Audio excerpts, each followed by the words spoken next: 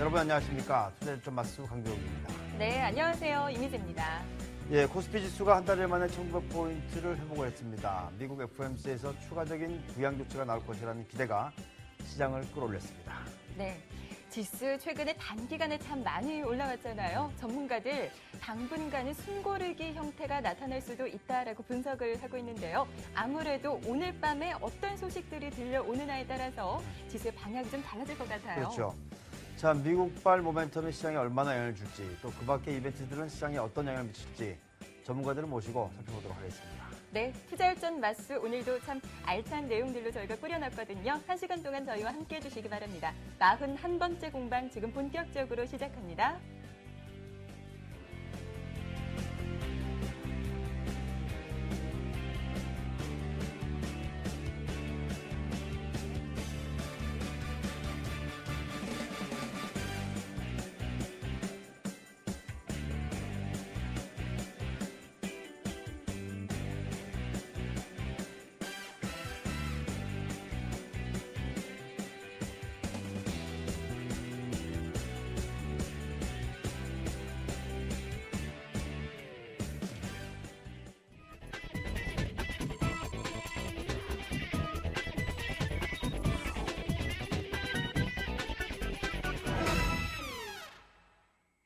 네, 코스피 지수가 한 달여 만에 1900선을 밟았습니다. 그만큼 오늘 시장에는 이슈들도 참 많았거든요. 저희가 시장에 있었던 이슈들 5위부터 1위까지 소식들을 준비를 해봤습니다. 가장 먼저 5위를 차지한 이슈부터 확인해 보도록 하죠. 중국인민은행이 앞으로 은행 지급 준비율을 추가 인하해 경기 침체에 대응할 거라는 전망이 나왔습니다. 중국 경제가 올해 2분기에 바닥을 치지 않고 더 침체되거나 경제 회복 속도가 느려질 경우 추가 지준율 인하를 단행할 수 있다는 분석인데요. 다만 추가 기준금리 인하는 최후의 보루로 남겨둘 가능성이 크다는 예상입니다. 전문가들은 올해 하반기에도 경기 침체가 이어질 것으로 예상되는 만큼 통화 정책을 더 완화할 필요가 있다면서 인민은행의 통화 정책도 2분기 경제에 따라 달려있다는 점을 강조했습니다. 계속해서 4위를 차지한 이슈 확인해 보시죠. SK그룹으로 인수돼 새 출발한 반도체 업체 SK하이닉스가 사흘 연속 상승했습니다. 낸드 플래시 경쟁력을 강화하기 위해 미국 컨트롤러 업체인 램드사를 인수했다는 소식이 들려왔기 때문인데요. 4% 가까이 오른 24,800원에 마감되며 한 달 내 최고치를 기록했습니다. 계속해서 3위 이슈 확인해 보겠습니다. 상반기 M&A 시장의 최대어 하이마트 인수를 위한 본입찰이 롯데쇼핑과 MBK 파트너스의 2파전으로 압축됐습니다. 유력 후보군으로 꼽히던 SK네트워크스와 신세계그룹 이마트는 결국 인수전에 불참했는데요. 이마트가 전자랜드 인수에 집중할 것으로 전망되는 가운데 SK네트워크스는 웅진코의 인수전 불참도 공식화했습니다. 하이마트 매각은 경영권 프리미엄을 포함해 최대 1조 5천억 원 규모가 될 것으로 보이는데요. 가전 양판 사업에 눈독을 들여온 대기업과 국내 최대 규모 사모펀드 가운데 과연 어느 쪽이 최종 승자가 될지 이목이 집중되고 있습니다. 이어서 2위 이슈 열어보도록 하죠. 스페인 국채금리가 위험 수준까지 치솟으면서 유로존 구제기금이 미개국의 국채를 시장에서 직접 매입하는 방안을 논의하고 있습니다. 영국 일간지들은 독일이 스페인과 이탈리아 국채금리를 낮추기 위해 유럽재정안정기금과 다음 달 출범하는 유로 안정화기구의 재원으로 미개국 국채를 시장에서 매입하는 방안을 허용할 가능성이 있다고 전했는데요. 메르켈 총리의 대변인은 이에 대해 아직 아무것도 결정된 것이 없다고 선을 그었지만 G20 관리들은 구제기금의 국채 매입 방안이 앞으로 수일 내에 발표될 것으로 전망하고 있는 것으로 알려지고 있습니다. 네, 화제 랭킹 5위부터 2위까지 소식들을 확인해 보셨습니다. 바로 이어서 1위를 차지한 이슈 열어보도록 할게요. 한 달여 만입니다. 코스피 지수가 종가 기준 1,900선을 회복했습니다. 오늘 지수는 어제보다 12.35포인트 오른 1904.12로 거래를 마쳤는데요. 미국 FOMC를 앞두고 경기 부양에 대한 기대감이 지수를 끌어올렸습니다. 외국인은 현물 시장에서 2,195억 원을 순매수하며 사흘째 매수 우위 행진을 이었고 프로그램 거래를 통해서도 매수세가 대거 유입됐습니다. 업종별로는 섬유, 의복과 은행을 제외한 전 업종이 상승 마감했는데요. 전기가스업은 2% 가까이 올랐고 기계와 종이목재, 의료정밀 등이 1% 상승했습니다. 서울 외환시장에서 달러원 환율은 어제보다 원 30전 느린 1,151원에 거래를 마감했습니다. 네, 화제 랭킹 1위까지 모두 열어봤네요. 계속해서 강병욱의 화제 비평과 함께 하시죠. 강병욱의 화제 비평입니다. 먼저 첫 번째 소식입니다. 코스피가 우상향 곡선을 그리면서 1900포인트 선을 넘어섰습니다. 자, 오늘 코스피 지수는 전날보다 12포인트 오른 1904포인트를 기록했는데요. 미국 중앙은행이죠. 연방준비제도 이사회에서 오늘 밤 FOMC를 개최한 직후에 추가로 경기 부양책을 내놓을 것이라는 기대감이 투자 심리를 긍정적으로 움직였기 때문에 상승했습니다. 자, 우리 시장은 지금 수급에서 변화가 생기고 있습니다. 흔히들 외국인이 1,000억 원 이상씩 3일을 매수하면 수급 변화로 판단하고 있는데요. 앞으로 시장의 선전을 기대해봐도 좋을지 궁금합니다. 자, 두 번째 소식입니다. 자, 멕시코 로스카보스에서 막을 내린 G20 정상회담 동안 유로존 재정위기의 당사자인 유럽 정상들이 유로존 문제를 둘러싸고 저마다 다른 속내를 보였다고 전해지고 있습니다. 결국 영국 총리는 유로존 해체를, 메르켈 총리는 유로존 위기 해결을, 그리고 올랑드 대통령은 문제 해결이 쉽지 않다는 점을 강조한 것인데요. 모든 문제는 결국 해결이 되겠지만 이번 문제는 제가 봐도 해법이 별로 없어 보입니다. 이 솔로몬을 데리고 와야 하는 것은 아닌지 모르겠습니다. 자, 세 번째 소식입니다. 금융부채를 보유한 소득 1분위, 즉 하위 20% 가구의 소득 대비 금융부채 비율이 430%를 넘어섰습니다. 이 벌어들이는 소득에 대비해서 원리금 상환 비율도 1년 새 10%포인트 이상 상승했는데요. 이 저소득층 중심으로 가계 건전성이 급속히 악화되고 있는 것입니다. 이 유럽발 재정 위기로 우려가 커지고 있는 가계부채 문제가 저소득층부터 터질 수 있음을 보여주는 결과에서 주목이 되는데요. 위기를 지날 때마다 항상 저소득층이 가장 먼저, 그리고 중산층이 두 번째로 충격을 받게 됩니다. 자, 지금으로서는 누가 누구를 도울 처지도 아닌 것 같은데요. 부디 무사히 이 위기가 지나갔으면 하는 바람입니다. 자, 마지막 소식입니다. 국토연구원은 5월 전국 부동산 시장 소비 심리 지수를 조사한 결과 전월보다 1%포인트 하락한 109.5포인트로 나타났다고 합니다. 이 부동산 소비 심리 지수는 전국에 있는 6,400가구의 가구와 그리고 중개업소 2,240곳을 대상으로 설문을 통해서 0에서부터 200까지 수치로 표현되는데요. 이 지수가 100을 넘어서면 전월에 비해서 시장 상황이 더 나아질 것이라는 응답자가 많다는 것을 의미합니다. 이 부동산 시장이 대단히 좋지 않다는 소리들이 많이 들리고 있는데요. 심리 지수를 보면은 아직은 시장에 대한 기대들이 많이 남아 있는 것 같습니다. 지나치게 급격한 변화는 좋지 않죠. 거품이 빠지더라도 서서히 빠져나가는 것이 필요해 보입니다. 지금까지 화제담례였습니다.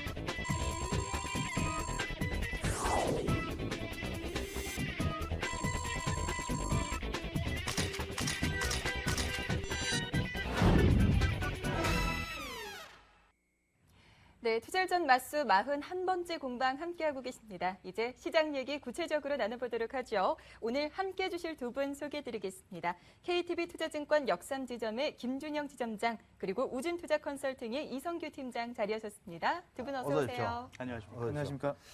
자, 우리가 뭐 어느 때보다도 오늘 분위기가 좀 좋은 것 같은데요. 외국인 매수가 들어오면서 지수가 1900포인트로 올랐는데 두 분 오늘 뭐 대응 잘하셨을 거라고 생각이 되지만 그래서 한번 좀 여쭤보도록 하겠습니다. 네. 지점장께서는 어떻게 하셨어요?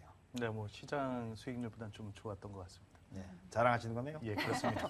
뭐 이럴 때는 뭐 자랑을 한번 해도 네. 괜찮은 거죠. 예. 자, 그렇다면 우리 이성규 팀장께서는 오늘 어떤 대응을 하셨죠? 저는 사실 직접 대응은 원래 못하는 입장입니다. 왜냐하면 저는 이제 조사 분석력이기 때문에 사실 트레이더가 대응을 많이 하거든요. 근데 일단 물어보니까 대응은 뭐 잘했다고 그렇게 얘기를 했습니다. 네. 예, 좋습니다. 뭐 어찌됐든 간에 뭐 잘했으면 좋은 거죠, 뭘. 네. 자, 시장 일각에서는 벌써 썸머랠리에 대비하는 전략이 필요해 보인다라는 이야기들이 나오고 있는데요. 과연 우리 시장이 추세를 가지고 상승할 수 있을지 먼저 주제부터 보도록 하겠습니다.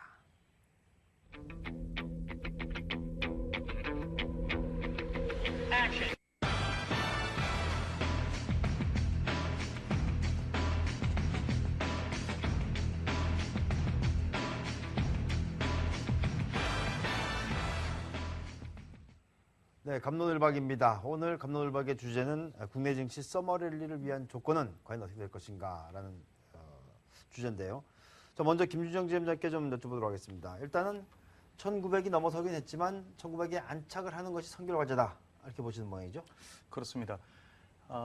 우리가 그 많은 그 전문가들이나 뭐 증권계에서 이야기하는 것처럼 1900포인트를 안착하느냐 하는 그 여부가 결국은 정말 앞으로 이제 서머랠리가 있을 건지 앞으로 더 올라갈 수 있을 건지를 판단할 수 있을 거라고 생각을 하고, 물론 오늘 1900포인트 위로 올라가기는 했지만 그것이 안착했다라고 이야기할 수는 아직은 없기 때문에 지금은 그것을 논하기에는 조금 빠르지 않나 생각합니다. 네. 네. 이성규 팀장께서는 낙폭 과대 그리고 실적 개선 업종에 주목하자라는 의견 주셨는데 두 조건을 함께 갖춘 종목들을 보시는 건가요? 일단 저는 같이 가졌다기보다는 따로따로 이렇게 봐도 이제 괜찮다라고 보고 있습니다. 근데 지금 김지현 지원장님 말씀에는 이제 1900포인트에 안착하는 거를 여부를 확인해야 된다라고 이렇게 말씀하셨는데요. 사실 어떻게 보면 그 부분도 맞습니다만 시장이라는 게 항상 그렇죠. 그러니까 계속해서 1900포인트 그거 기다리다가 매수를 못하는 시기도 굉장히 많고요. 지금 시장 자체는 또 앞서서 말씀드렸던 것처럼 과대 낙폭주들이 있기 때문에 일단 그런 부분들에 대해서는 밸류에이션 가치라든지 추가적으로 낙폭이 나올 거라든지 그런 것들이 좀 여력이 적기 때문에 1900포인트 지지 안착을 한다는 걸 지켜보는 것보다는 말씀드린 그 낙폭 과대주나 아니면 실적이 턴어라운드 되는 기업들에 대해서 오히려 과감하게 매수를 해보는 것도 좋은 전략이다라고 이렇게 볼 수 있겠습니다. 네, 그렇군요. 자, 포인트가 중요하다. 아니, 포인트보다는 이제 종목이 더 중요하다. 이런 의견이신 것 같은데요. 그렇다면 네. 본격적으로 쟁점을 좀 살펴보도록 하겠습니다. 자, 먼저 이 쟁점 첫 번째는 1900포인트 회복. 과연 유동성 랠리 초입 국면에 들어가 있느냐라는 건데요. 외국인도 들어오고 또 프로그램도 들어오고 있기 때문에 유동성 랠리에 대한 기대들도 있는 것 같은데요. 자, 두 분 어떻습니까? 유동성 랠리의 초입 국면으로 볼 수 있는 겁니까? 아니면 아직은 아닌 겁니까? 어떻습니까? 간단하게만. 저는 아직은 아니라고 생각합니다. 아직 아니다. 예, 우리 이성규 팀장께서는요? 예, 저도 아직은 아니다라고 이렇게 생각을 하고 있습니다. 네, 그렇군요. 두 분 모두 아직은 시기상조다라는 말씀이신데 그렇다면 이성규 팀장님 오늘 일단 지수가 1900을 좀 넘어서 마감이 되기는 했거든요. 네. 어떻게 보시는지요? 일단 1900선이라는 게 어떻게 보면 심리적으로 이제 투자자들에게 되게 안정감을 줄 수 있는 그런 구간이다라고 보고 있습니다. 근데 유동성이라는 측면들이 아직까지 아니라고 하는 이유 중에 하나는 뭐냐면 실제적으로 이것들이 올라간 것은 이제 말 그대로 이제 기대감으로 올랐다라는 것이 이제 첫 번째로 말씀을 드릴 수 있겠고요. 그다음에 그 기대감들이 말 그대로 이제는 안 나올 경우에는 이런 것들이 또 실망 매물로 또 출회될 가능성이 굉장히 높습니다. 그러니까 FOMC 같은 경우에 오늘 밤에 이제 결과 발표가 나오는데요. 시장 예상으로는 오퍼레이션 트위스트가 그래도 연장될 것이다. 근데 그 부분은 어느 정도 시장에 녹아 있고, 그 이면에 말 그대로 우리가 예상치 못했던 진짜 Q3를 한다든지 그런 부분이 나오면 추가적으로 갈 수 있겠지만 아직까지 미국이 Q3를 할 만한 그런 상황은 아니다라고 이렇게 보면서 오퍼레이션 트위스트가 나왔을 때 그 시장의 반응은 오히려 냉랭하지 않을까 저는 그렇게 판단을 하고 있습니다. 네. 네. 김준영 지점장께서는 어떻게 보세요? 저 역시 조금 비슷한 생각이긴 합니다. 지금 1900포인트에 올라와 있다는 이 사실이 우리가 지금 말씀하신 것처럼 심리적으로는 좀 좋은 것처럼 느껴지기는 하지만 그것이 제가 처음 서두에 이야기 드린 것처럼 안착한 것이 아니라서 저는 한 1860포인트까지 주가의 조정이 있을 수도 있다라고 생각을 하고요. 사실 이렇게 썸머랠리가 있거나 우리 지수가 이제 그 유동성에 의해서 더 상승하기 위해서는 결국은 그동안 빠졌던 것이 외국인들이 매도해서 빠졌기 때문에 지금 다시 올라가기 위해서는 외국인들이 계속해서 강하게 또 매수를 해줘야만 된다는 건데 과연 오늘 그 새벽 이후에 또 FOMC가 있은 이후에 과연 그런 그 외국인들이 또 추가로 매수할 만한 모멘텀이 생길 것인가 하는 것에 대해서는 약간 좀 우리가 의문을 가져봐야 된다라고 생각을 합니다. 만약에 그런 어떤 그 기대감 때문에 올랐던 것이 외국인들이 추가적으로 더 매수를 하면서 강하게 올려준다면 그것이 썸머랠리가 되고 지금부터 유동성 장세가 일어난다고 말할 수 있겠지만 지금 현재는 그것을 우리가 논할 시기가 아니라고 생각을 합니다. 네. 하지만 뭐 우리가 시장에서 하다가 대응하는 그 적절한 시기를 놓칠 수도 있는 상황인데 외국인 매수도 들어오고 프로그램 매수도 들어오고 특히 환율이 하향 안정되면서 수급이 좀 좋아지는 그런 부분들도 있단 말이에요. 그래서 이 수급 환율 이런 걸 결부시켜 본다면 오늘 시장을 어떻게 또 판단할 수 있을까요?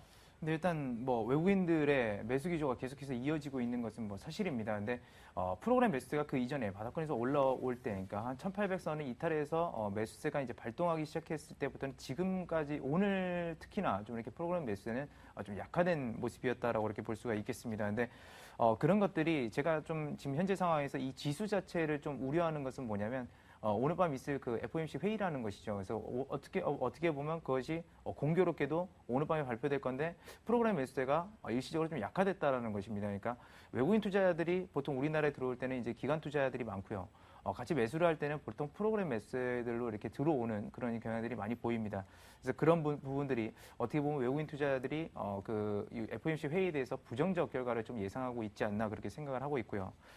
환율은 상대적으로 많이 안정이 된 상황입니다. 근데 오늘 장에서 유독 그 지수 대비해서는 원달러 환율이 오히려 더 큰 폭으로 과대 낙폭을 좀 보인 경향들이 있기 때문에 그런 것들이 기술적으로는 일단은 다시 한번 원달러 환율이 상승할 경향도 있다라는 거, 그런 것들을 종합적으로 봤을 때는 외국인들의 수급이 단기적으로 프로그램 매수세가 올라오면서 좀 이렇게 강하게 올라왔지만 약간은 둔화될 가능성도 있다라는 점을 말씀드릴 수 있겠습니다.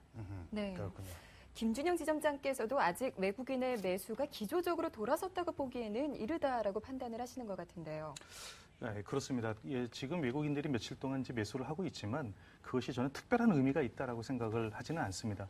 5월 초부터 5월 2일부터 해가지고 거의 한 달 동안에 외국인들이 매도를 해서 주가는 상당히 조정을 많이 받았고, 그럼 최근에 이제 외국인들이 또다시 이제 매수를 하면서 1,900포인트까지 올라왔는데, 결국 환율과 이런 외국인들의 매수는 거의 그냥 같이 비례해서 움직이는 시장이잖아요. 그래서 외국인들이 매수를 하게 되면 외국인 자금이 들어오는 것이기 때문에 그것이 환율 하락으로 이어지고, 뭐 그것이 어떻게 보면 외국인들은 이제 환율 하락을 예상해서 뭐 한국에 돈을 투자한다 뭐 이렇게 이야기할 수도 있지만, 하여튼 그것이 뭐가 우선인지는 모르지만 하여튼 상관관계가 있는 것이기 때문에 환율 하락하는 것, 그다음에 외국인들이 매수가 들어오는 것은 거의 비례한다고 보실 수 있는데, 지금 1900포인트 위에서도 계속 외국인들이 매수를 할 것인가의 여부를 가지고 우리가 논하자고 한다면, 과연 외국인들은 오늘 이후 어떤 상승 탄력 그리고 좀 저항이 있는 구간에서, 그리고 기술적으로 봤을 때 지금 우리 종합주가지수 보면은 61이동 평균선이 상당히 급하게 지금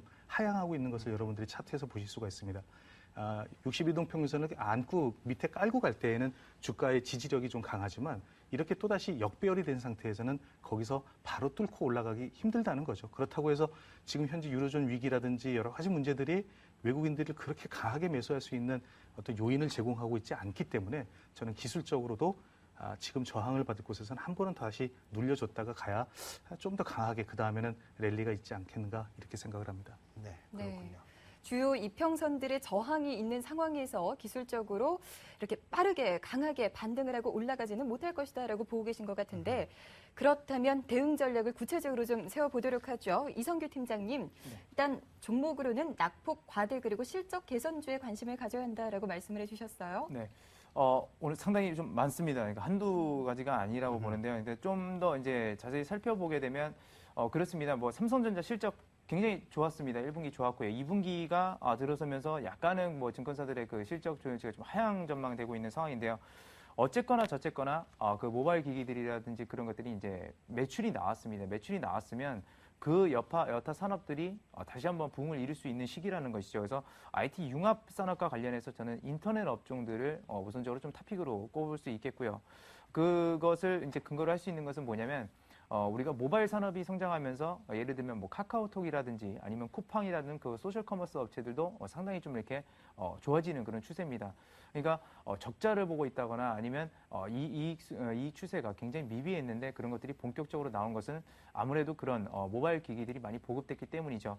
그런 점들이 있어서 인터넷주를 이제 특별하게 이제 관심을 두시라고 하는 것은 아무래도 그런 부분에 있어서 가장 중요한 것은 뭐 검색일 겁니다. 이제 검색이라든지 그런 것들은 포털 사이트를 통해서 할 수 있는 거기 때문에 그런 부분들에 대해서 뭐 광고 수익이라든지 그런 것들은 더 늘어나지 않을까 생각하고 있고요. 그다음에 최근에 완성차 업체들이 굉장히 좀 많이 선전을 하고 있습니다. 물론 많이 조정을 받았다가 다시 올라가는 경향들이 있는데 그 부분과 좀 이렇게 공교롭게도 자동차 부품주들이 다시 한번 부각을 받을 시기가 왔다라고 생각합니다. 왜냐하면 이제 다음 달부터 수입차들이 이제 대거 몰려오는데요. 그 그러니까 수입 완성차 업체들의 그 자동차 가격이 한 60에서 70만 원 정도 평균적으로 다운이 되게 됩니다. 근데 그런 상황인데 자동차 부품주들은 일단은 웬만하면 부품이라는 것이 가격 다운이 안 된다라는 것이죠. 그리고 수입차들의 어떻게 보면 국내 시장이 들어올 때 가장 큰 문제점이 뭐였냐면 부품을 조달하기가 굉장히 힘들다라는 겁니다. 그러면서 우리나라 부품 업체들과 제휴를 많이 맺는다라는 것이죠.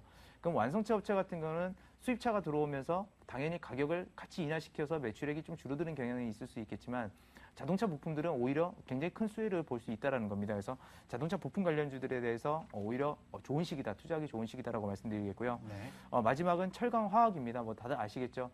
실적 굉장히 안 좋았습니다. 그리고 2분기 실적도 뭐 그렇게 좋지는 않습니다. 하지만 그런 부분들이 이미 선반영되고 있다라는 점에서 철강화학 섹터까지도 굉장히 유망한 업종이다라고 이렇게 볼 수 있겠습니다. 네, IT 융합 관련 업종과 자동차 부품주 그리고 철강화학을 관심을 가지고 보자 그 말씀이신데요. 자, 김주영 지점장께서는 지금 시점에서의 대응 전략 어떻게 짜면 좋을까요? 지금 말씀하신 것처럼 낙폭과대주 이런 쪽에 투자하시는 것도 나쁘다고 생각하지는 않습니다. 그러나 지금 제가 계속 1900포인트를 가지고 이야기를 드리는 이유는 뭐냐면 결국 그런 낙폭과대주, 예를 들어서 뭐 이제 화학주 같은 경우들, 뭐 지금 OCI 차트를 지금 제가 보고 있습니다만 그런 종목들이 그 종목들도 크게 수익이 나기 위해서는 그 종목들도 역시 외국인들이 강하게 매수를 해줘야만 가능하지 않겠는가 하는 것입니다. 그러면 외국인들이 지금 1900포인트 위로 어떤 주식을 살 그런 지금 여력이 만약에 되지 않는다고 그럼 그런 낙폭과대주들을 외국인들이 살 것인가 하는 것이죠. 그들 자신들이 지금 한국 시장에 돈을 투자할 그런 상황이 지금 안 되는 입장에서 낙폭이 과대했다고 해서 그 종목들을 뭐 다른 종목들은 안 사지만 그 종목들은 산다. 저는 그렇게 생각하지는 않습니다. 그래서 지금 현재 상당히 아직은 시장이 나쁘지만 주가를 그 어느 정도 유지하고 있는 뭐 기아차 같은 그런 종목들 같은 경우도 결국은 낙폭 과대주가 여기서 크게 갈지 저는 기아차도 상당히 좋게 보고 있습니다. 그래서 그런 기아차 같은 종목들도 지금 현재 외국인들이 매수가 들어오면 오히려 그러한 종목들을 더 강하게 위로 배팅할 가능성이 있지 않나라고 생각을 합니다. 그렇게 보는 이유는 그동안 기아차의 수급을 보면 기관들이나 외국인들이 지금 조정을 받는 동안 일부는 팔기는 했지만 상당히 많이 사면서도 팔고 이렇게 지금 하고 있습니다. 그러니까 일부 자금들은 유출이 됐지만 또 일부 자금은 들어와서 기아차를 새로 매수하는 그런 기관이나 외국인들이 계속 지금 있다는 거죠. 손바뀜이 되고 있다는 겁니다. 그러니까 고가권에서 손바뀜이 되고 있다는 얘기는 주가가 앞으로 좋아졌을 때, 상황이 좋아졌을 땐 낙폭과대주보다는 그런 종목들이 추가 상승이 더 강할 수도 있다라는 것이죠. 그래서 저는 이렇게 화학주 같이 그렇게 이제 많이 빠진 그런 종목들도 우리가 관심을 가져볼 만은 하겠지만 지금 현재 실적이 받쳐지는 종목 그리고 앞으로 가능성 있는 종목들 가운데 뭐 기아차나 뭐 현대위아 같은 종목들도 더 유심히 생각을 하고 있습니다. 기본적으로는 실적이 뒷받침되고 여기에 수급적으로 외국인들의 수급이 받침이 된다면 더욱더 좋을 것이다. 이렇게 판단을 하도록 하겠습니다. 자, 그러면 두 번째 쟁점으로 좀 가보도록 하겠습니다. 누가 뭐라 해도 오늘 밤에 가장 큰 초미의 관심은 바로 FOMC입니다. FOMC에서 과연 우리가 기대하는 해결책이 나올 수 있을지 없을지 궁금한데요. 자, 두 분 어떻습니까? 오늘 좀 똑똑한 해결책 나올 수 있을까요? 없을까요? 김정진 교수님 어떻게 생각하십니까? 뭐 별로 기대하기 어려울 것 같습니다. 그렇습니까? 네, 이성기 팀장께서는요? 네, 저도 뭐 동일한 의견입니다. 네. 결론은 꽝! 예, 좋습니다. 그러면 사실 우리는 좋은 얘기 나오기를 기대했는데 예, 그렇지 않다면 구체적인 또 이유를 들어봐야 되겠죠. 자, 김주영 지점장께서는 역시 우리가 가장 기대하는 건 Q3인데 Q3에는 못 미치지만 그래도 뭐 오퍼레이션 트위스트 정도까지는 연장이 가능하지 않겠나 이렇게 보시는 건가요? 네, 그 정도는 뭐 누구든지 다 지금 예상을 그 정도 하고 있는 걸로 알고 있습니다. 그런데 우리가 지금 계속 이야기하는 것처럼 이미 그런 기대감 때문에 주가가 지금 많이 올라와 있다는 거죠. 그래서 결국 그 어떤 우리가 기대하던 것이 나왔다고 해서 추가로 상승을 할 것이냐 그렇게 생각하지 않습니다. 그러니까 그거는 이미 주가에 반영되어 있기 때문에 뭐 그게 발표된다고 해서 올라가는 것보다는 오히려 그렇게 됐을 때 이제 뭐 별게 없구나, 우리가 예상했던 대로구나 이렇게 생각을 해서 결국은 추가 조금 조정을 받을 가능성이 더 많지 않겠는가 생각합니다. 그게 1차 오퍼레이션 트위스트 나왔을 때 그때 이제 그 발표되고 주가 떨어졌다는 거 아닌가요? 네, 네, 그렇죠. 사실은 그때 오퍼레이션 트위스트가 뭔지 몰랐거든요. 그러니까 이게 뭐 별거 아닌 줄 알고 있었는데 오히려 그러고 다음엔 또 시장이 안정됐던 그런 점이 있는데 아무튼 좀 보도록 하겠습니다. 예. 네. 이성규 팀장께서도 별로 기대할 것 없다라고 말씀을 해주셨는데 네. 구체적으로 좀 들어보죠. 네, 일단 첫 번째로 미국이 그 Q3를 못하는 이유 중에 하나가 뭐냐면 유로존 지금 어떻게 보면 미국은 괜찮습니다. 이제 괜찮은 상태인데 유로존 국가들이 제대로 말 그대로 경기를 부양한다든지 이런 공조 체제를 마련하지 못하죠. 그런 상황에서 미국이 혼자서 단독적으로 Q3를 한다고 했을 때 거기서 계속 문제가 생기게 되면 그 덫은 오히려 미국이 걸리는 결과가 나오게 됩니다. 그렇기 때문에 미국도 그런 것들을 확실히 할 수가 없고요. 그렇기 때문에 일단은 이번 달에 있을 그 이후에 그 재무장관 회의라든지 그런 점들을 통해서 일단 미국도 한번 지켜볼 겁니다. 그래서 지켜봐서 그런 공조 체제가 정확히 나오게 되고 구체적으로 나오게 됐을 때 미국이 상황 판단을 하고서 Q3를 할 가능성이 있다라는 것이죠. 그리고 지금 뭐 앞에서 김지현 지점장님도 이제 말씀을 해주셨지만 시장이 지금 예상하고 있는 거는 누구나 다 예상하고 있습니다. 그러니까 오퍼레이션 트위스트는 기본적으로 연장될 거다라고 이렇게 나오는데요. 그럼 Q3가 나올 가능성이 적은 상태에서 과연 그 오퍼레이션 트위스트를 연장시킨다고 해서 이것이 추가적으로 증시를 끌어올릴 만한 힘이 있느냐라고 한다면 사실은 그것은 없다라고 저도 이렇게 생각을 하고 있습니다. 그래서 그런 점들 아직까지 미국이 Q3를 한 시점 자체는 좀 아닌 것 같다라고 이렇게 말씀을 드리겠습니다. 네. 알겠습니다. FOMC에 별다르게 기대할 것이 없다면 다른 이벤트를 좀 보도록 하죠. MSCI 선진지수 편입 여부도 이제 내일 새벽에 발표가 되지요. 올해로 벌써 3전 4기인데 김준영 지점장님 올해 일단 편입이 될 거라고 보세요? 안 될 거라고 보세요? 그거를 제가 어떻게 판단할 수가 없고요. 뭐 그 가능성이 그 어느 때보다도 높은 거는 사실인 것 같습니다. 예, 네. 사실인데 그러면 이제 과연 그 MSCI 지수에 편입이 됐을 때 우리 시장에 어떻게 영향을 줄 것인가 하는 것이 사실 우리 이제 관심사잖아요. 그렇죠. 뭐 안 되면 지금 현대 제도대로 갈 것이고, 근데 됐을 때 어떻게 될 것이냐 하는 건데 기대 심리 그 어떤 그 효과 때문에 단기간의 상승은 있을 수 있습니다만 그것이 계속 지속되기는 좀 어렵지 않겠는가 이렇게 생각을 합니다. 물론 편입될 경우에 한 20조 가량의 외국인 자금이 유입되는 것은 사실입니다. 그러나 그것이 당장 이루어지는 것이 아니기 때문에 이제 앞으로 좀 시간을 두고 이루어질 것이라면 지금 그 기대 심리 때문에 대형주 일부가 상승을 하면서 우리가 어느 정도 재미있는 장을 맛볼 수는 있겠지만 다시 한번 좀 쉬어가는 그런 패턴이 있고 조금 더 길게 갔을 때 우리에게 긍정적인 그런 어떤 주가에 반영되는 효과가 있지 않겠나 그렇게 생각합니다. 네. 네. 가능성은 높지만 편입된다 손치더라도 그것이 시장의 대단한 모멘텀은 아닐 것이다. 그런 말씀이시고요. 이석규 팀장은 어떻게 보세요? 네, 일단 뭐 저도 편입이 완전히 이제 될지 안 될지는 모르기 때문에 이제 두 가지로 나눠 보게 되면 이제 선진국 그 지수에 MSCI에 편입이 됐을 시에는 좀 약간은 부정적인 부분도 있습니다. 왜냐하면 우리나라도 신흥국으로 이제 분류가 되면서 말 그대로 신흥국 시장이 좋다 하니까 외국인들 자금이 많이 들어왔었다라는 것이요. 그러면 상대적으로 선진국에 편입됐을 때는 안 들어올 가능성도 있다라는 것입니다. 근데 일단은 신흥국에서 선진국으로 가게 되면 말 그대로 국가 브랜드라는 게 향상이 되기 때문에 PER 지수가 오히려 올라가는 경향들을 보입니다. 그렇게 됐을 때는 그 점을 반영하면서 단기적인 랠리는 나올 수 있다라는 점이죠.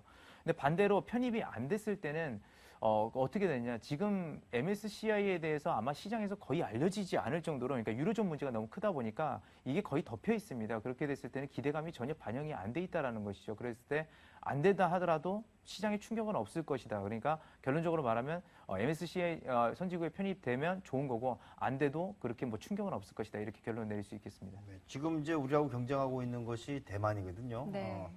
대만이 되고 우리가 안 되는 것이 가장 좋다고 이야기를 하고 있고 네. 돈 들어오는 걸로 본다면 둘이 같이 되는 것은 뭐 별로 먹을 게 없고 그런 상황인 것 같습니다. 그래서 내일 아침에 새벽 5시라고 하는데 또 새벽에 일어나야 되겠네요. 예.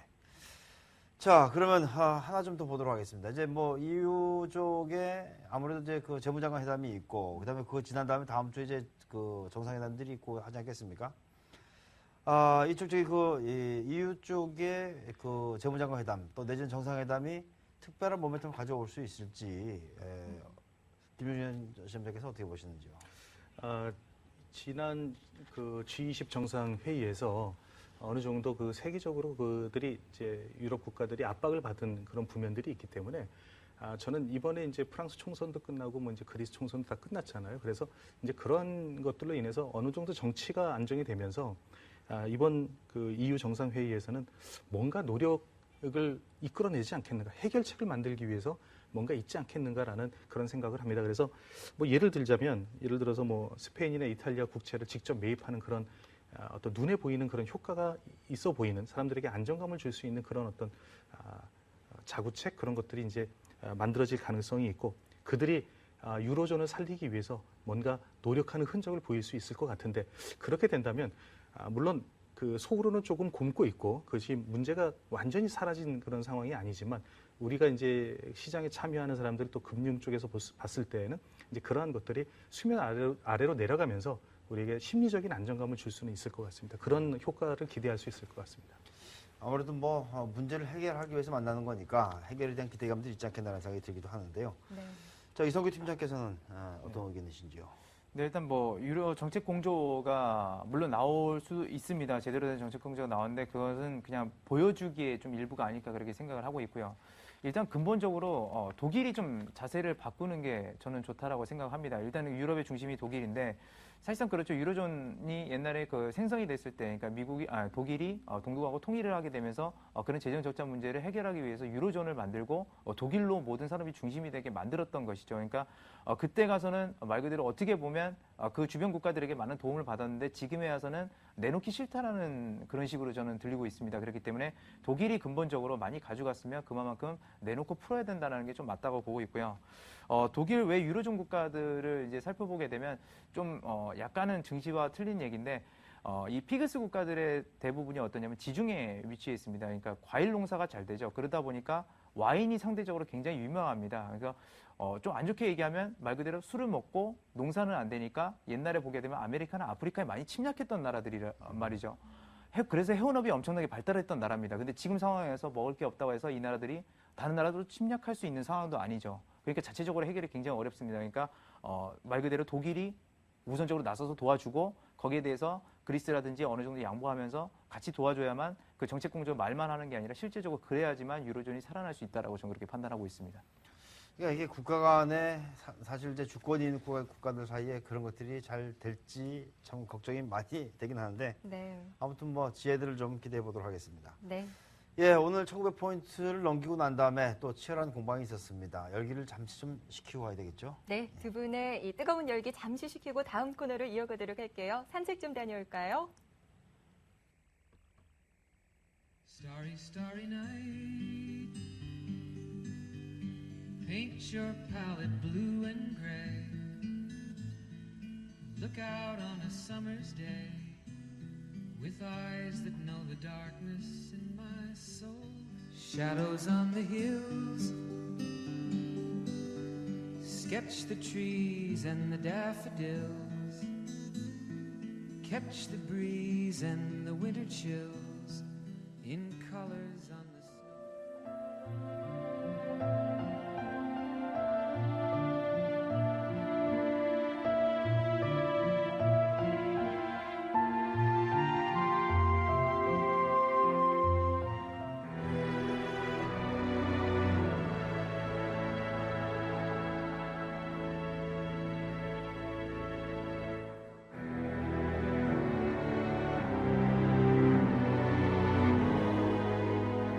네, 주식 투자 속 희노애락을 함께 느꼈던 작품들을 얘기해보는 시간이죠. 네. 자, 오늘은 이성규 팀장의 플레이리스트 영화 아저씨 보고 왔는데요. 어제는 전쟁 영화, 오늘은 피 튀기는 액션 영화. 네. 지금 아주 그냥 시뻘겋습니다. 예. 자, 예, 그 이성규 팀장께서는 이 아저씨를 플레이리스트로 가져오신 이유는 뭘까요?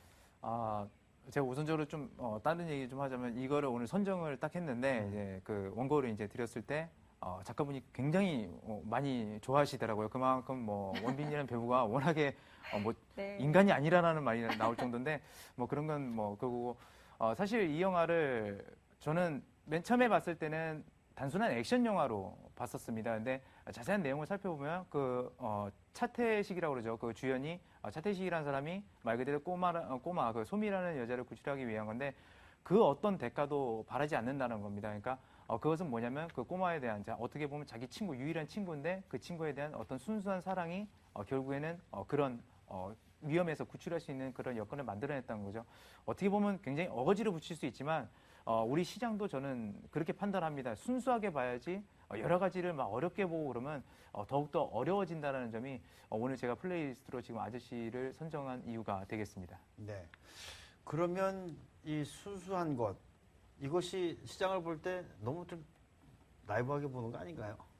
복잡한 시장에서. 네, 그렇죠. 근데 뭐 항상 그렇습니다. 그러니까 우리가 단순히 생각하면 그렇습니다. 그러니까 기업의 물건이 제품이 잘 팔리는 물건을 만드는 기업들의 경우는 굉장히 주가도 많이 올라가고 실적도 좋아지고요.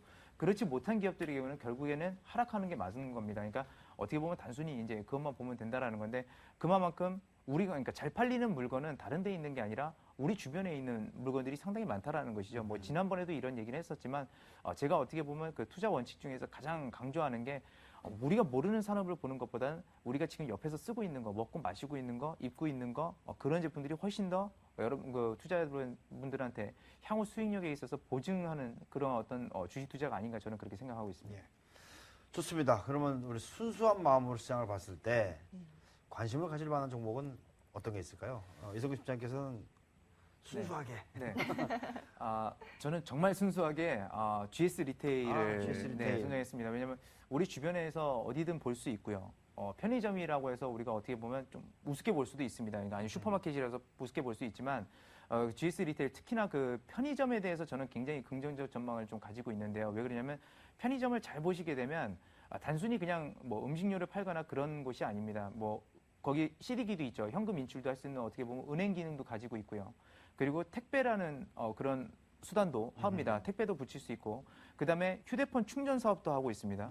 안 하는 게 없는 거죠. 공간이 좁으니까 못 하는 거지. 거기는 어떻게 보면 사업에 제한이 없는 공간입니다. 그럼 그렇게 됐을 때 이게 발전을 하게 됐을 때는 은행의 일부 업무를 더 가질 올 수도 있는 거고요. 택배 업무도 더 가져올 수도 있는 거고 휴대폰 충전하는데 나중에 전기차가 많이 다니게 되면 전기 자동차 배터리도 충전할 수 있는 곳이 되겠죠. 그만큼 어떻게 보면 사업 성장성은 굉장히 좋은 측면이 아닌가. 우리가 모르고 있던 부분에서 그런 부분들이 어떻게 보면 성장성에 가도로 달릴 수 있는 부분이 아닌가 저는 그렇게 생각하고 있습니다. 네. 조금 있으면 이제 편의점에서 펀드도 팔겠군요.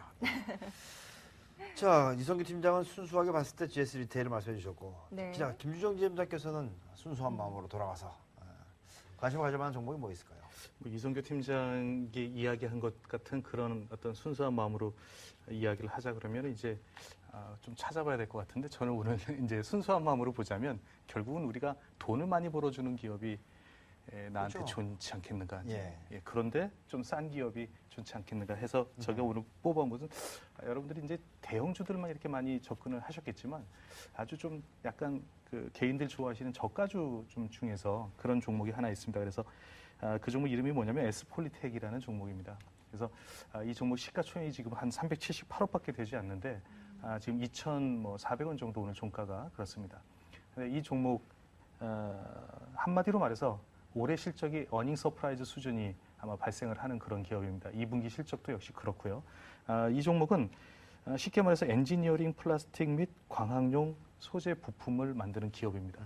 이제 우리가 요즘 이렇게 보다 보면은 이렇게 고속도로 옆에 이렇게 그 방음벽 같은 거 있지 않습니까? 예. 그리고 그 다음에 이제 터널들이 이렇게 보면 위에 지붕이 이렇게 뚫어진 터널들이 있습니다. 이제 그런데 들어가는 이제 부품들도 있고, 뭐 LCD 그 전광판 뭐 이런 것들도 있고, 상당히 여러 가지 이제 사업을 하고 있는 회사인데 실적 개선 요인이 여러 가지가 있습니다. 뭐 원가 지금 생산 원가가 상당히 절감이 되는데 그 원자재 가격 하락 때문에 그런 것들도 있고요. 또 국내 시장 지배력이 상당히 강화되고 있습니다. 올해. 그다음에 제품 가격도 지금 5월 달부터 인상이 됐습니다. 올해 예상 매출액이 1,200억, 영업이익이 100억 있고요. 그다음에 100억이 예상돼 있는데 그것이 훨씬 초과 달성할 것 같습니다. 그리고 중국에도 지금 법인이 있는데 그 법인이 지금 수익이 영업이익 30억, 또 매출액은 한 600억 정도의 매출액이 예상이 됩니다. 시가총액과 이 회사가 벌어들이는 돈을 이렇게 비교를 했을 때 지금 주가와의 괴리율이 한 3배 정도 차이가 납니다. 그러니까 지금부터 한 3배 정도까지는 연말까지 갈 수 있는 요건을 갖췄다. 한 7천 원 정도의 수준은 가능하다라고 생각을 합니다. 아마 순수하게 기업만 놓고 보자면 이런 종목 투자해서 조금 길게 가져가시는 방법이 좋을 것 같습니다. 하지만 시가총액이 400억이 좀 안 된다면은 좀 그 조심해야 되는 요인들도 있지 않겠나 하는 생각이 좀 들기도 하는데요. 그렇죠. 그러니까 이제 원래 우리가 주식 투자를 할 때는 자기가 돈이 뭐 10억 있으면은 그 10억을 가지고 소형주로 10억 살 수는 없다는 거죠. 그래서 그런 이게 그 정도 돈이 많으신 분들은 그런 아까 말씀 그 이성규 팀장 얘기한 뭐 대형주와 소형주를 이렇게 좀 분배를 해야 되겠죠. 그러니까 시가총액에 비례해서 본인이 거기에 맞춰서 주식을 매수하는 그 지혜가 필요합니다. 네, 투자 비중을 잘 맞추는 것도 필요하다. 네, 알겠습니다. 네. 자, 지금까지 이성규 팀장의 플레이리스트 영화 아저씨 확인해봤고요. 계속해서 종목 얘기 조금 더 나눠보도록 할게요.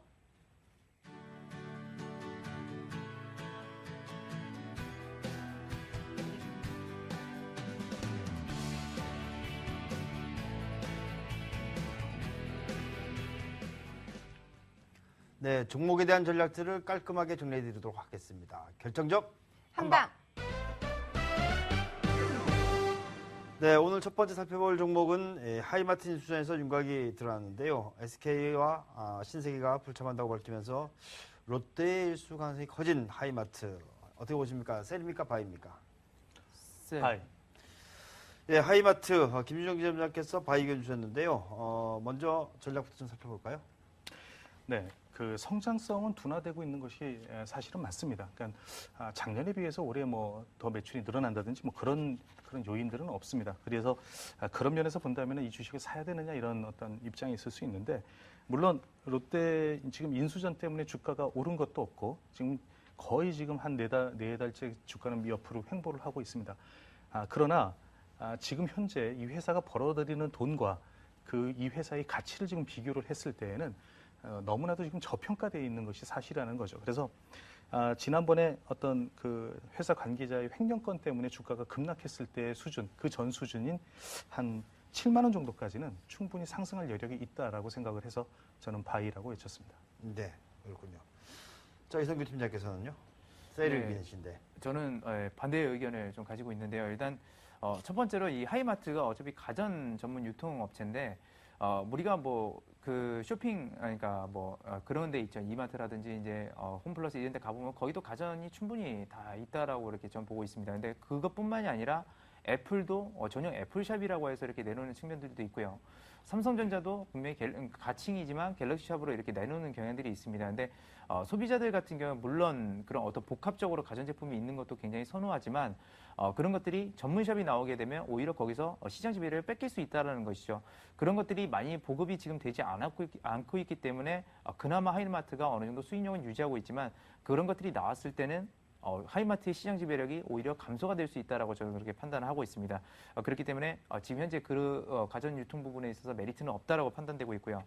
그렇기 때문에 지금 현재도 보게 되면 일단은 어느 정도 그 자산 가치라든지 뭐 PER 기준으로 적정 가격을 그냥 그대로 반영하고 있다라는 것입니다. 그렇기 때문에 이걸 여기서 살만한 가격적 메리트는 없다. 오히려 주가가 더 하락하면 그때 다시 한번 생각해 보는 것이 좋지 않은가.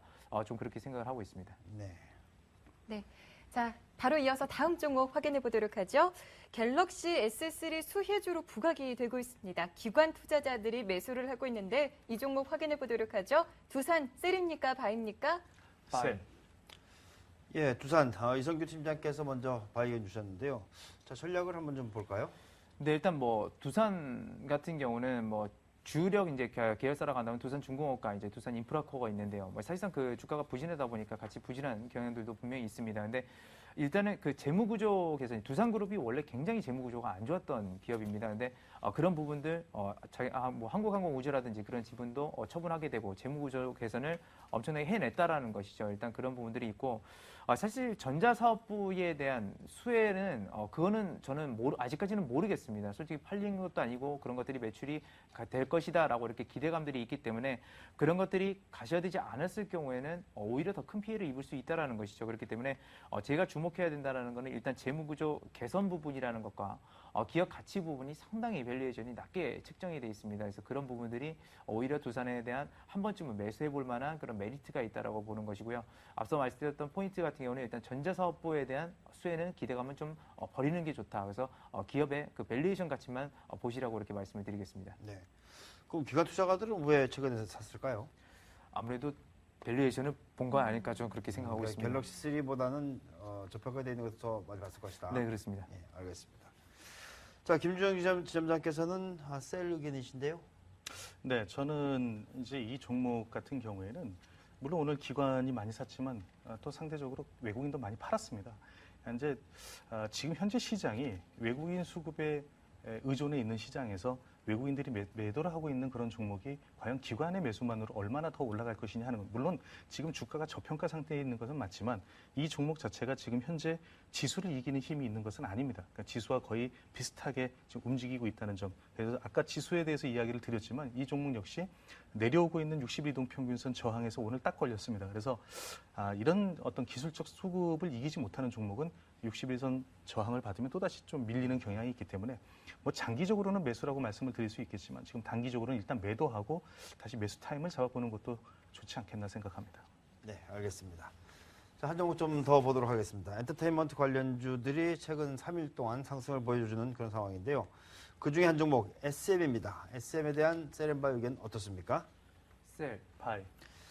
예, 김준영 지점장께서 엔터테인먼트 관련주 SM 바이 의견 주셨는데요. 어때요? 네, 저는 이 종목에 대해서는 솔직히 말해서 그렇게 어떤 가격 메리트, 지금 너무 저평가되어 있는 종목이라서 사야 된다 이런 의견은 아닙니다. 그러나 제가 지금 바이라고 외친 이유는 기술적으로 봤을 때에는 조정 시 매수를 좀 해보셔야 되는 종목이라고 이야기를 드리는 겁니다. 그러니까는 기술적으로는 지금 기관들이 매수를 하면서 또 외국인도 최근에 약간 매수가 들어오면서 이 종목이 추가 상승을 한번 좀 오버슈팅을 하려고 하는 그런 모습을 보이고 있기 때문에 그런데 뭐 이것은 어떤 내막이 있는지는 잘 모르겠습니다만 지금 현재 가격은 이 회사가 올해 벌어들이는 돈이 상당히 뭐 많은 것은 사실이지만 지금 가치가 그렇다고 해서 그렇게 저평가되어 있지 않기 때문에 조금 밀렸을 때 한번 매수하셔서 전고점 부근 그 정도 한 5만 5천 원 정도 가면 매도하는 그런 전략을 세워보시는 것이 어떨까 생각합니다. 네. 자, 이석규 팀장께서는 셀 의견이신데요. 네. 저는 이 엔터주들에 대해서 위험성을 우선적으로 좀 말씀을 드리고 싶습니다. 그러니까 2000년대 초반에 그 IT 버블이 일어났을 때나 저는 이 그 엔터주들이 지금 버블이 일어나는 거나 별반 다를 게 없다라고 보고 있습니다. 그러니까 말 그대로 리스크가 더 크다라는 것이죠. 그래서 그런 부분들에 대해서 물론 기술적인 측면에서는 뭐 수익을 볼 수도 있겠지만 그런 것들, 그러니까 리스크가 더 큰 상황에서 그 리스크를 떠안고 가면서 굳이 이 종목을 매수해야 되냐 그거에 대해서는 저는 좀 의문이라고 보고 있고요. 뭐 최근에 이슈 같은 경우는 이제 음원 가격이 상승한다라는 건데 평균적으로 한 40% 정도 상승하는 결과가 가져옵니다. 근데 그런 제품 가격, 그러니까 제품이라든지 이런 콘텐츠 가격을 올렸을 때 수요가 그만큼 덜 줄어야 되는 겁니다. 그러니까 물론 40% 이렇게 줄어드는 게 아니라 뭐 30%만 줄어든다 그래야 되는데 그런 점들이 아직까지 예측이 어렵다라는 점. 그리고 주요 쟁점은 뭐 고평가된 기업 중 하나라는 거. 그렇게 말씀을 드리겠습니다. 네, 알겠습니다. 일단 뭐 저평가되지는 않았다 그런 말씀이십니다. 네. 자, 이렇게 종목 살펴봤는데요. 김준영 지점장께서 지점에 또 중요한 행사가 있으시다고요? 예. 다음 주 월요일부터 수요일까지 저녁 7시에서 10시까지 뭐 감정이입 심리 분석 매매 기법이라고 해가지고 증권 교실을 실시를 합니다. 굉장히 감정이입, 심리 분석. 네, 감정이입을 하면서 심리를 분석하는 거죠. 예, 그렇군요. 그 지점으로 오시면은 그냥 아무나 다 네, 들으실 수 무료로 있는 겁니까? 들으실 수 있습니다. 예, 제가 알겠습니다. 직접 강의를 하겠습니다. 네, 관심 있으신 분들 많이 좀 참석하시면 좋을 것 같네요. 지금까지 KTB투자증권 역삼지점의 김준영 지점장, 우진투자컨설팅의 이성규 팀장께서 함께해 주셨습니다. 고맙습니다. 고맙습니다. 수고하셨습니다.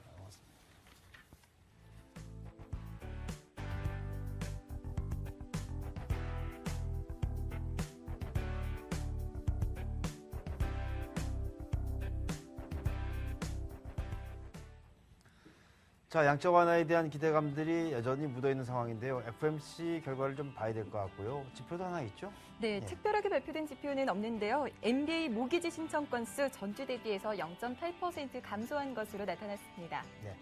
자, 내일 새벽에 챙겨볼 것이 많습니다. 일찍 주무시고요. 내일 아침에 일찍 일어나시기 바라겠습니다. 네, 저희 오늘 여기서 인사드리겠습니다. 굿나잇. 굿락.